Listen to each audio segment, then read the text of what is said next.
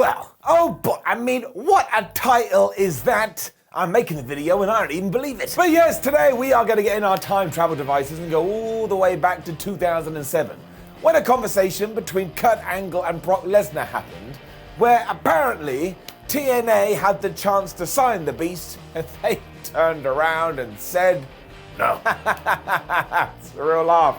They are absolute maniacs. In many ways, they always were. But all this happened. Why? Here's why.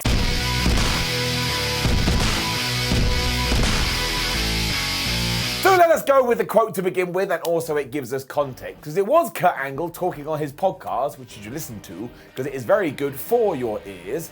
And when this subject came up, well, he was very forthright with it. Brock calls me. He is not in the WWE, and he says, listen, man, it's my Brock Lesnar, it's not very good. Can you get me in TNA? I probably shouldn't even be saying this now, but you know what? Brock doesn't care. He said, hey, what are you making? And I said what I was making. He said, if you can get me that, I'll come. I approached TNA, and they said, no, we are not going to give him that kind of money. I think they were at the top of their budget where they couldn't really give any more money out. I was making a lot of money. Sting was making a good bit of money, and then you had a bunch of guys on the roster. You know, TNA. The Carter family funded it for a long time, and then TNA started making their own money, but it just wasn't enough to bring another guy for 7 figures a year. I don't think they were capable enough to do that. So straight away we do know that Kurt Angle and Sting were on over £1 million a year, or $1 million I should say, which is very interesting. But also, TNA said no to Brock Lesnar. Now look, I get it. In 2007, this wasn't the same Brock that we know in 2022, but it was still flipping Brock.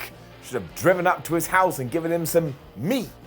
I assume he would have appreciated it. And a major point, and the thing that hit me in the face straight away, is that if TNA had agreed to this and they had gotten him on board, you just know that Brock Lesnar is the type of cat who still would have wanted to go to the UFC, he still would have fought Frank Mir, he then would have still gone on to take on Randy Couture and become the UFC heavyweight champion, because even when he was signed to WWE Round 2, he went back and he had MMA fights. So there was every chance Brock and TNA could have gone, oh, shall we do this together? They would have agreed, and all of that success would have put more eyes on TNA. And you go and look at every single interview about TNA, this is all they ever wanted. I mean, one of their major issues was they just felt like WWE light. So why not just tap into that and bring in one of their brightest stars? And I get it too. You can say, well, maybe they were weary in Simon because Brock Lesnar had walked out of WWE, and I agree with that. But sometimes I think you've just got to take a gamble. I saw Raw the other day. Wrestlers love poker. I mean, it absolutely was a mistake, and I understand that a lot of that is hindsight, because think about the programs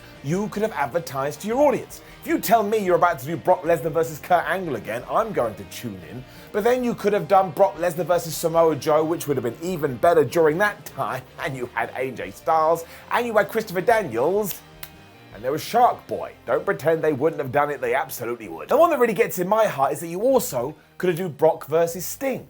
That's never a match I knew I wanted, that's never a match I thought we'd even get if they were in the same company, but 15 years ago, Sting could absolutely still take that kind of punishment, and Steve Borden is such a giving dude, I bet he would have gone, oh, I think Brock Lesnar should absolutely destroy me, and he would have been wrecked. Ultimately, it doesn't matter because it's happened so long ago, but the reason it does kick you in the shin a little bit is because, of course, 3 years after this, who would roll onto town on their money train?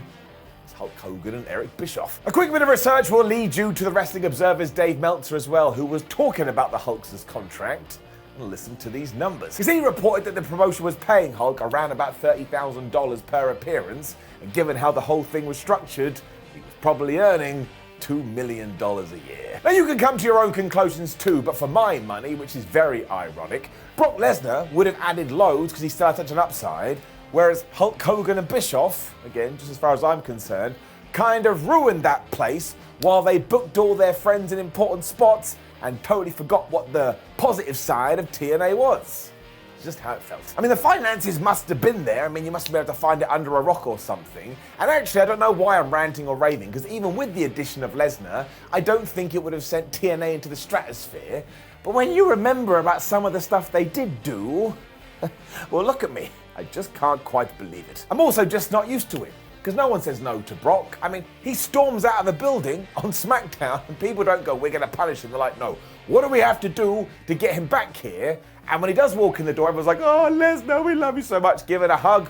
Give us some more meat. But there you go. So if anybody ever does say to you, what do you think TNA should have done, or what was a sliding doors moment, I think you can absolutely bring this into the equation, because Brock would have been the star that he is now, one way or the other, and TNA could have sucked that dry. I mean, one of the biggest wrestling stars of the last 20 years was right there, and you just dropped him on the floor. Although, I tell you, eventually he would have gotten into a feud with Jeff Jarrett. You all know the deal with that. Brock would have lost after he got smashed in the head with a guitar. Slap nuts indeed. When I do put my other business cap on though, I tell you what probably would have gone down. Lesnar would have signed up, he would have taken some money, and he would have done a few of those shows at the Impact Zone and eventually got, there ain't enough people here. I ain't getting none of a buzz. I'm going home. Although to be fair, he is a little bit of a cash warrior and only cares about money. I don't know, but I don't think it would have gone longer than a year. He probably wouldn't have wanted to do more than 12 months.